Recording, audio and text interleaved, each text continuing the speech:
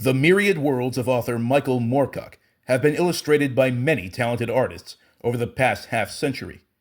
As such, his most famous, or infamous, character, Elric of Melnibone, has been the subject of countless works of art. Despite this, the character's visual iconography is probably most closely associated with the paintings of American illustrator Michael Whelan. In this video, we will be taking a deep dive into Whelan's depiction of the legendary Eternal Champion, specifically the paintings used as the cover art for the original 6 Elric novels, as published by Daw Books throughout the 1970s. As a side note, the American heavy metal band Cirith Ungol has a long history of using Whelan's Elric paintings as the cover art for their albums. As a staunch metalhead myself, I will be commenting briefly on each related album as we progress through the video. Also, a word of warning. In discussing the following artwork, I will undoubtedly be mentioning mild spoilers for the Elric series. For those of you gormless whelps who can't enjoy a story without every single plot detail remaining a surprise, now is the time to click away and continue the video once you've been caught up on the complete saga. Now, for the rest of you men, and distinguished ladies, let us begin. I'm Tim, and this is Secret Fire Books.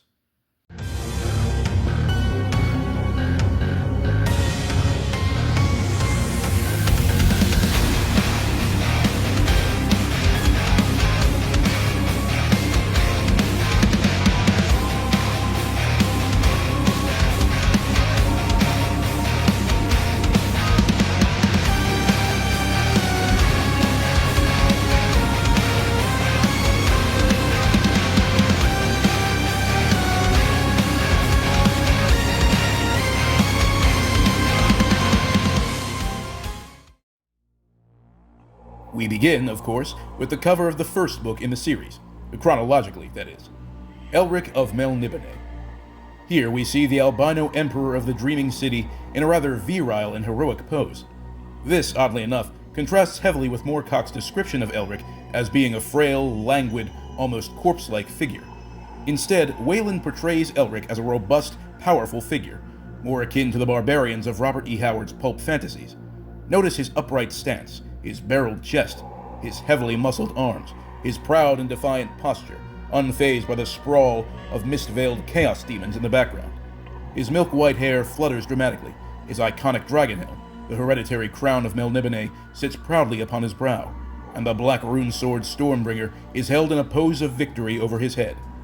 Notably, this painting has perhaps the least detailed depiction of Stormbringer itself, which will only gain further detail and significance as we progress through the series. Etch this heroic portrait into your memories, friends, for whether it was Whelan's intent or not, this piece holds a dramatic bit of irony that we'll behold soon enough. This painting served as the cover art for Cirith Ungol's 2019 live album, I'm Alive. Next, we unfurl our sails and venture forth with Book 2, The Sailor on the Seas of Fate. Whelan's masterful color blending creates a realistic billow of sea mist that surrounds Elric and his surly sailor friends as their ship plunges on towards some yet unseen destination. Again, Elric himself is depicted in a formidable, heroic light, his armor glinting with gems and golden trappings, the other sailors watching him with expressions of awe, if not wary trepidation. However, and I could be reading too much into this, there is one distinct difference between his pose in this painting and his pose in the previous piece. Though he still brandishes his dreadful rune sword, it is no longer held aloft in a display of triumph, but carried almost delicately, caressingly.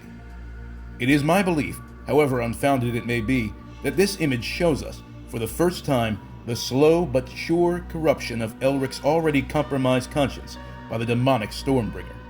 No, the unhealthy codependency is not forthright, but that subtle change in posture, the gentle caress of the rune sword's blade, is all I need to suspect our pasty-skinned protagonist's spiritual and emotional struggle. This painting was used as the cover for Cirith Ungol's 4th studio album, Paradise Lost, which, though it is often considered a polarizing release by fans, is actually my personal favorite from the band's discography. Now the plot thickens.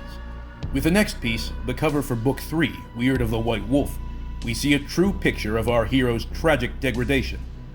Here, against a blood-red sky swarming with hellish visages, Elric straddles the fallen form of a demonic foeman, the point of Stormbringer's blade driven deep into the monster's chest. Unlike the previous two images, Elric doesn't quite exemplify the strong, stoic, sword and sorcery protagonist here. Gone is his dragon helm. Gone are the flexing muscles and smoldering red glare. His jeweled vestments are rent and tattered, likely by the dying creature beneath it. But let us not avoid the most obvious feature of this scene. Smoking, purplish tendrils crawl up the length of Elric's sword, from where Stormbringer has pierced this fang-faced foe. Elric's eyes are closed, his expression serene, almost rapturous. Those who know Elric's story know well what this image represents. Here we see Stormbringer stealing the soul of an enemy, and feeding its power to the pale prince who wields it, unaware of the rune sword's true purpose. Here the fun, picturesque fantasy ends, and the true dark epic begins. Don't be fooled, fellow travelers. That is no mere weapon that Elric holds in his trembling fingers. That right there is perhaps one of the most diabolical characters in all of fantasy. If ever a sword could convey a sense of smug superiority, it would look just like that. This artwork was featured on Cirith Ungol's 2021 EP, Half Past Human. The next piece, the cover of Book 4, The Vanishing Tower, is a rather interesting change of pace. Not only is it not a portrait like the previous three, nor does it continue the theme of Elric's gradual downfall, but it is also the first of this series to depict a very specific scene from the book it belongs to. Here we observe a scaly, bulbous-eyed insectoid demon in a darkened chamber, seated upon the recently vacated throne of King Urish of the Seven Fingers, his abandoned treasure hoard scattered at the creature's feet. The beast wears a look of shock upon its hideous countenance as it faces an intruder to its lair.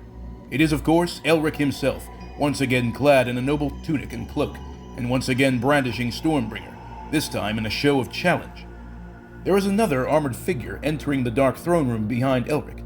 If this painting truly does depict the scene in question, then we are to assume that this is Elric's erstwhile traveling companion, Moonglum. That said, he hardly resembles Moorcock's narrative descriptions as a short, cheerful, but pitifully ugly-looking little man with feathery red hair. I don't know whether or not Whelan actually read any of the books he illustrated, but aside from that one instance of canonical misrepresentation, this painting does do its job remarkably well as a book cover. Almost effortlessly, it captures the dark fantasy setting of Elric.